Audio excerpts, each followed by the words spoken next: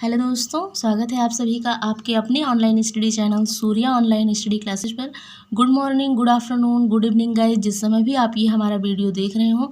आज हम आप सभी के लिए लेकर आए हैं क्लास 10th का चैप्टर नंबर 3 है मेटल एंड नॉन मेटल्स, धातु और अधातु। हमने ये चैप्टर शुरू कर दिए हैं, इसके प्रीवियस लेक्चर हमने दे दिए हैं। तो आज का ये टॉपिक है हमारा धातुएं एवं अधातुएं कैसे अभिक्रिया करती हैं, how do metals and non metals react. तो आज के इस लेक्चर में हम आपको ये टॉपिक डिस्कस करवाएंगे। तो चलिए हम लेक्चर शुरू करते हैं। देखते हैं कि धातुएं एवं अधातुएं कैसे अभिक्रिया करती हैं। जैसे देखो, आप किसी एक धातु का नाम बताओ। धातु मान लो क्या है, सोडियम है। किसी एक धातु, सोडियम क्या है, धातु है, ठीक है। किसी एक अधातु का नाम बताओ। अधातु क्या है, क्लोरीन को मान लो हम ले लिए। क्लोरीन क्या है, अधातु है, नॉन मेटल है, ठीक है। तो जब Na और Cl आपस में मिल जाते हैं तो क्या बन जाता है, NaCl मिल जाता है, ठीक है। मतलब Na प्लस Cl, मतलब सोडियम और क्लोरीन में ऐसा क्या हुआ कि ये NaCl बना दिया, ठीक। तो इसी चीज़ को हमें समझना है कि सोडियम क्लोरीन के साथ या क्लोरीन सोडियम के साथ क्यों जुड़ा, इसके पीछे का रीज़न क्या है। मतलब यही है ना कि धातुएं और अधातुएं कैसे अभिक्रिया करती हैं। तो इसी बात को हम समझेंगे। अब यहाँ पर देखो, आपको हम एक पॉइंट यहाँ पर ये बताते हैं कि जितनी भी तत्व होते हैं या जितनी भी धातुएं होती हैं या अधातुएं होते हैं, वे सभी जो होते हैं वो उत्कृष्ट गैस के इलेक्ट्रॉनिक विन्यास को प्राप्त करना चाहते हैं। जैसे देखो, उत्कृष्ट गैसें क्या होती हैं। उत्कृष्ट गैसें जैसे हमारी हीलियम हो गया, नियॉन, आर्गन, क्रिप्टॉन, जेनान, रेडान, ठीक है। इसको हम जब आपको पीरियोडिक टेबल बताएंगे, तो जब आवर्त तत्वों का आवर्त वर्गीकरण समझाएंगे, तो उसमें हम आपको एक एक तत्व के बारे में बताएंगे कि किसको कहाँ रखा गया है। जैसा कि इन सबको ग्रुप 18 वर्ग समूह 18 में रखा गया है। तो देखो, मतलब जितनी भी धातुएं या अधातुएं हैं या तत्व हैं, वे उत्कृष्ट गैस के इलेक्ट्रॉनिक विन्यास को प्राप्त करना चाहते हैं। जैसे आप हमको बताओ, यहाँ पर हीलियम है। हीलियम का परमाणु क्रमांक कितना होता है, कितना होता है, 2 होता है, ठीक है, हाँ ठीक। तो हीलियम का 2 होता है। नियान का कितना होता है परमाणु क्रमांक, 10 होता है। देखो, आप परमाणु क्रमांक 1 से 30 तक हम जब से चैप्टर स्टार्ट किए हैं तब से आपको कह रहे हैं कि परमाणु क्रमांक 1 से 30 तक आप याद कर लो, ठीक है। नियान का कितना हो गया, 10 हो गया। तो देखो, हीलियम का इलेक्ट्रॉनिक विन्यास, बोरबरी नियम से आपको इलेक्ट्रॉनिक विन्यास करना आता है, आता होगा ना।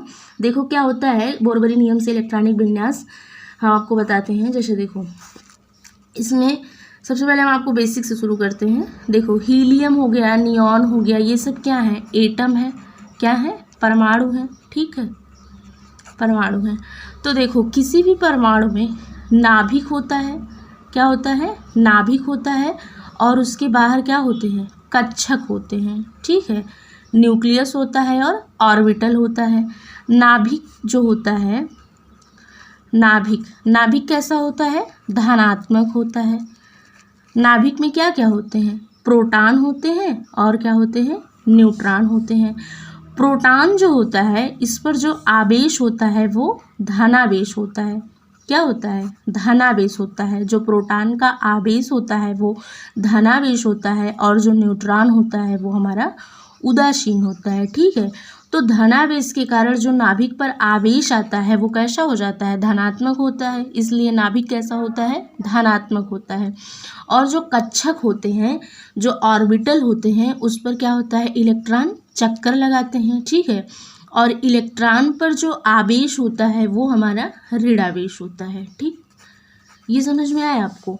तो देखो, नाभिक हो गया, बाहर कक्षक होते हैं, कक्षाएं। पहले कक्षक को के कोष कहते हैं, दूसरे को यल कोष, तीसरे को यम और चौथे को यन।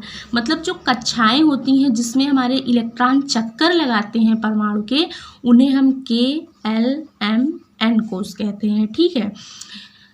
के कोष में 2 इलेक्ट्रॉन होते हैं, एल कोष में 8 इलेक्ट्रॉन होते हैं, एम कोष में 8 इलेक्ट्रॉन और एन कोष में 18 इलेक्ट्रॉन। 2, 8, 8, 18 इलेक्ट्रॉन, इस तरह से इलेक्ट्रॉन भरे होते हैं कक्षकों में, ठीक है।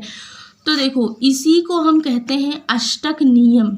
क्या कहते हैं, अष्टक नियम। तो जितनी भी धातुएं हैं, अधातुएं हैं, तत्व हैं, वे सभी अष्टक नियम का पालन करती हैं। ठीक है, ये किसका नियम था, ये था बोरबरी का नियम। इसी को हम क्या कहते हैं, बोरबरी कॉन्सेप्ट, बोरबरी का नियम। मतलब जितनी भी धातुएं हैं, अधातुएं हैं, जितने भी तत्व हैं, वे सभी अष्टक नियम को प्राप्त करना चाहते हैं। अष्टक के कह सकते हैं हम उत्कृष्ट गैसों के इलेक्ट्रॉनिक विन्यास को प्राप्त करना चाहते हैं। जैसे देखो नियान क्या है, उत्कृष्ट गैस है ना, अक्रिय गैस है। इसका जो कॉन्फ़िगरेशन होगा, इलेक्ट्रॉनिक विन्यास होगा, परमाणु क्रमांक कितना होता है नियान का, 10 होता है। तो इसका इलेक्ट्रॉनिक विन्यास कितना हो जाएगा, 2 और 8 हो जाएगा। तो ये क्या है, अष्टक नियम को प्राप्त कर रहा है। तो इसी तरह जितनी भी धातुएं हैं, अधातुएं हैं, वे सभी जो होती हैं वो उत्कृष्ट गैसों के इलेक्ट्रॉनिक विन्यास को प्राप्त करना चाहती हैं। क्यों करना चाहती हैं, ये भी तो हमारे दिमाग में क्वेश्चन आना चाहिए ना, कि जितनी भी धातुएं हैं, अधातुएं हैं, वे सभी उत्कृष्ट गैसों के ही इलेक्ट्रॉनिक विन्यास को क्यों प्राप्त करना चाहती हैं। तो जो उत्कृष्ट गैसें होती हैं वो उनकी जो रासायनिक अभिक्रिया होती है वो बहुत कम होती है। क्यों, क्योंकि इनका तो इलेक्ट्रॉनिक विन्यास कंप्लीट है, अष्टक नियम भरा हुआ है। तो इनको क्या मतलब है, किसी से ये क्यों रिएक्ट करेंगी, तो क्यों अभिक्रिया करेंगी। तो जितनी भी धातुएं हैं, अधातुएं हैं, वे सभी चाहती हैं कि हम उत्कृष्ट गैसों के इलेक्ट्रॉनिक विन्यास को प्राप्त कर लें। ठीक है, तो अब देखो जैसे यहाँ पर हमारा सोडियम है और क्लोरीन है, तो इन्होंने आपस में क्यों, ऐसा क्या हुआ कि इन्होंने अभिक्रिया की, धातु और अधातु ने क्यों किया। जैसे देखो सोडियम है, सोडियम का परमाणु क्रमांक कितना होता है, कितना कितना कितना, हाँ 11 होता है। ठीक है, वेरी गुड। इसका आप इलेक्ट्रॉनिक विन्यास करो बोरबरी कॉन्सेप्ट से, क्या हो जाएगा, पहले में कितना होता है, 2 हो गया है। ठीक, अब 10 इलेक्ट्रॉन इसके पास बचे हुए हैं ना, नहीं 10 नहीं, कितने बचे हुए हैं, 9। तो ये हमारा हो गया के कोष, एल कोष में कितना जाएगा, 8 जाएगा, 8 हो गया, 2 8 10, 1 इलेक्ट्रॉन बचा हुआ है, एम कोष में 1 इलेक्ट्रॉन हो गया। तो इसका जो इलेक्ट्रॉनिक विन्यास होता है वो होता है 2 8 1 होता है। ठीक है, अब देखो क्लोरीन के पास आते हैं हम। क्लोरीन का परमाणु क्रमांक कितना होता है, 17 होता है। ठीक है, वेरी गुड। इसका आप इलेक्ट्रॉनिक विन्यास बताओ कितना होगा, 2 8 7, 2 8 7। ठीक है, तो देखो यहाँ पर तो जो सोडियम है ये भी क्या करेगा, सोडियम क्या करना चाहेगा, अष्टक नियम को प्राप्त करना चाहेगा, उत्कृष्ट गैस के इलेक्ट्रॉनिक विन्यास को प्राप्त करना चाहेगा। तो देखो यहाँ पर ये क्या चाहेगा कि हमारे बाहरी कक्षक में या तो 2 इलेक्ट्रॉन हो, 8 हो। ठीक है, तो ये क्या करेगा, जो इसका 1 इलेक्ट्रॉन है ये इसका त्याग करना चाहेगा। क्या करेगा, त्याग करना चाहेगा। अब क्लोरीन है, इसके बाहरी कक्षा में 7 इलेक्ट्रॉन है, ये सोचेगा कि हमको कहीं से 1 इलेक्ट्रॉन मिल जाए।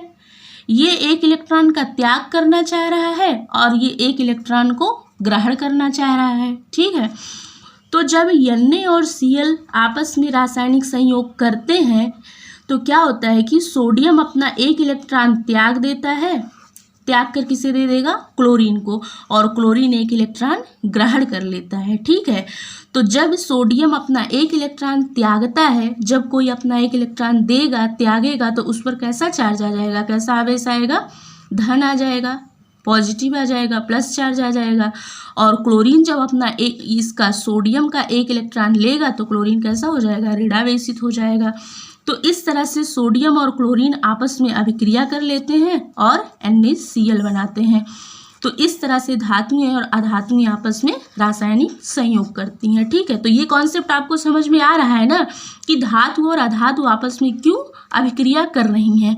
वे मतलब क्या होता है कि उत्कृष्ट गैस के इलेक्ट्रॉनिक विन्यास को प्राप्त करना चाहती हैं, अष्टक नियम को प्राप्त करना चाहती हैं। ठीक, तो सोडियम और क्लोरीन ने आपस में रासायनिक संयोग किया, NaCl बना लिया। तो इस तरह से हमको वहाँ कंपाउंड क्या मिला था, NaCl मिला था। तो देखो यहाँ पर Na, सोडियम का परमाणु क्रमांक क्या था, 11 था, इसने Na+ में परिवर्तित हो गया, 1 इलेक्ट्रॉन इसने त्याग दिया। तो Na का सोडियम का इलेक्ट्रॉनिक विन्यास 2 8 1 था, और जब ये Na+ में परिवर्तित हो गया तो इसका इलेक्ट्रॉनिक विन्यास 2 और 8 हो गया, इसने अष्टक नियम को प्राप्त कर लिया। इसी तरह देखो Cl जो था, इसका परमाणु क्रमांक 17 था, 2 8 7 था। इसने एक इलेक्ट्रॉन ग्रहण किया और Cl माइनस में परिवर्तित हो गया, तो इसका कॉन्फ़िगरेशन हो गया 2 8 8 हो गया। ठीक है, तो देखो इसको हम आपको संरचना से बताते हैं। Na था, एक इलेक्ट्रॉन इसने दिया, किसको दिया? Cl को दिया। Cl ने इसका एक 7 था, 1 2 3 4 5 6 7, एक इलेक्ट्रॉन इसने ले लिया, तो ये हमारा बन गया Na प्लस Cl माइनस। तो यहाँ देखो Na पर प्लस चार्ज है, Cl पर माइनस चार्ज है, दोनों का आवेश कैसा है? विपरीत आवेश है। कैसा आवेश है? विपरीत आवेश है। और जब आवेश विपरीत होता है तो उनके बीच का जो बल होता है वो कैसा होता है? आकर्षण बल होता है। और इसी आकर्षण बल को हम कहते हैं स्थिर वैद्युत बल। क्या कहते हैं? स्थिर वैद्युत बल कहते हैं। ठीक है, तो देखो यहाँ से एक डिफिनीशन आती है, एक कॉन्सेप्ट आता है कि धातुओं एवं अधातुओं के बीच में, धातुओं एवं अधातुओं में इलेक्ट्रॉनों के स्थानांतरण से बने यौगिकों को, यहाँ क्या हो रहा है? इलेक्ट्रॉन का स्थानांतरण हो रहा है ना। सोडियम अपना एक इलेक्ट्रॉन क्लोरीन को दे रहा है, तो धातुओं एवं अधातुओं में इलेक्ट्रॉनों के स्थानांतरण से बने यौगिक को हम वैद्युत संयोजक यौगिक कहते हैं। ठीक है, NaCl कैसा यौगिक हो जाता है? वैद्युत संयोजक यौगिक हो जाता है। और इसी को हम और क्या कहते हैं? आयनिक यौगिक कहते हैं, क्योंकि इनके बीच में क्या है? आयन्स हैं, तो ये क्या हो गए? आयनिक यौगिक हो गए। और वैद्युत संयोजक यौगिक क्यों कह रहे हैं? इनके बीच में बल कैसा है? स्थिर वैद्युत बल है। तो इस प्रकार से ये क्वेश्चन पूछा जाता है कि वैद्युत संयोजक यौगिक किसे कहते हैं? तो धातुओं एवं अधातुओं के बीच में इलेक्ट्रॉनों के स्थानांतरण से बने यौगिक को वैद्युत संयोजक यौगिक कहते हैं। और इस प्रकार से आप इसका एग्जाम्पल देके यहाँ समझा सकते हो। ठीक से NaCl क्या हो गया? एक वैद्युत संयोजक यौगिक हो गया। तो चलिए अब आगे हम इसमें आपको ये बताते हैं कि वैद्युत संयोजक यौगिक के क्या भौतिक गुणधर्म हैं, इसकी क्या क्या प्रॉपर्टी होती हैं। ठीक, तो चलिए इसके हम भौतिक गुणधर्म देखते हैं NaCl या वैद्युत संयोजक यौगिक के। तो इसमें हम आपको फर्स्ट बताते हैं भौतिक प्रकृति। क्या बताते हैं इसको? भौतिक प्रकृति। तो देखो इसको हम आपको समझाते हैं यहाँ पर, क्योंकि देखो साइंस है, चीज़ों को समझो, रटो मत। ठीक, क्योंकि जो चीज़ें आप समझोगे वो चीज़ें आपको ज़्यादा याद रहेंगी। नोट्स बनाओ, रिवीजन करो, लेकिन कॉन्सेप्ट को समझते हुए चलो। तो देखो भौतिक प्रकृति है, जैसे हमने वहाँ पर आपको एग्जांपल ले रहे हैं NaCl का। Na पर प्लस चार्ज है और Cl पर कैसा है? माइनस चार्ज है। तो इनके बीच में आकर्षण बल है, बहुत मजबूत आकर्षण बल होता है। ठीक है, तो आकर्षण बल है, इस कारण ये कैसे हो जाते हैं? आयनिक हो जाते हैं, आयनिक यौगिक होते हैं। ठीक है, तो इनके बीच में इतना ज़्यादा आकर्षण बल होता है, इतना अट्रैक्शन होता है इनमें कि इनको हम आसानी से तोड़ नहीं सकते हैं। मतलब ये कैसे होते हैं? ठोस अवस्था में पाए जाते हैं। ठीक है, ठोस अवस्था में होते हैं और कठोर होते हैं। ऐसा क्यों होता है? क्योंकि इनके बीच में मजबूत आकर्षण बल, स्थिर वैद्युत बल होता है। तो आप इनकी भौतिक प्रकृति में क्या लिखेंगे? इनमें धन एवं ऋण आयनों के कारण ये बहुत मजबूत होते हैं, ठोस अवस्था में होते हैं, इन्हें हम आसानी से तोड़ नहीं सकते हैं। ठीक, तो ये हो गया हमारा भौतिक प्रकृति हो गया। ठीक है, दूसरा कॉन्सेप्ट है गलनांक एवं क्वथनांक, melting point and boiling point. तो देखो यहाँ पर इनके बीच में क्या है? आकर्षण बल है, स्थिर वैद्युत बल के द्वारा ये जुड़े हुए हैं। तो इनके बीच में जो आयनिक, मतलब ये आयनिक यौगिक है, इनके बीच में आकर्षण बल होता है, स्थिर वैद्युत बल होता है, बहुत ज़्यादा आकर्षण बल होता है। इनको तोड़ने के लिए बहुत ज़्यादा बल की आवश्यकता होती है। मतलब हम कह सकते हैं कि इनका गलनांक एवं क्वथनांक बहुत अधिक होता है, बहुत ज़्यादा होता है। ठीक है, इसके बाद हमारा कॉन्सेप्ट थर्ड आता है घुलनशीलता होता है। देखो वैद्युत संयोजक यौगिक जो होते हैं वो सामान्यतः जल में घुलनशील होते हैं। ठीक है, जल में क्या होते हैं? घुलनशील होते हैं। ठीक, तो आपको ये तीनों प्रॉपर्टी समझ में आई? भौतिक प्रकृति, गलनांक एवं क्वथनांक और घुलनशीलता। ठीक, तो आई होप आपको यहाँ तक के कॉन्सेप्ट समझ में आए होंगे। देखिए अगर जितना भी कॉन्सेप्ट हमने समझाया, अगर आपको कहीं पर भी कोई भी प्रॉब्लम हो रही है किसी भी कॉन्सेप्ट को समझने में, तो जाकर आप कमेंट सेशन में प्लीज़ कमेंट करिए। हम आपको नेक्स्ट वीडियो में वो कॉन्सेप्ट ज़रूर समझाएंगे। जैसा कि अभी इस लेसन में आपका शोधन है, धातु एवं अधातु का, और परावर्तनी भट्टी है, वात्या भट्टी है, अभी बहुत सारे टॉपिक बचे हुए हैं। तो आगे के लेक्चर में हम वो टॉपिक आपको डिस्कस करेंगे। अभी तक हमने जितने भी टॉपिक डिस्कस किए हैं, प्लीज़ आप आप उस लेक्चर को देखो, नोट्स बनाओ, रिवीजन करते रहो, ठीक है, पढ़ाई करते रहो। Thank you so much.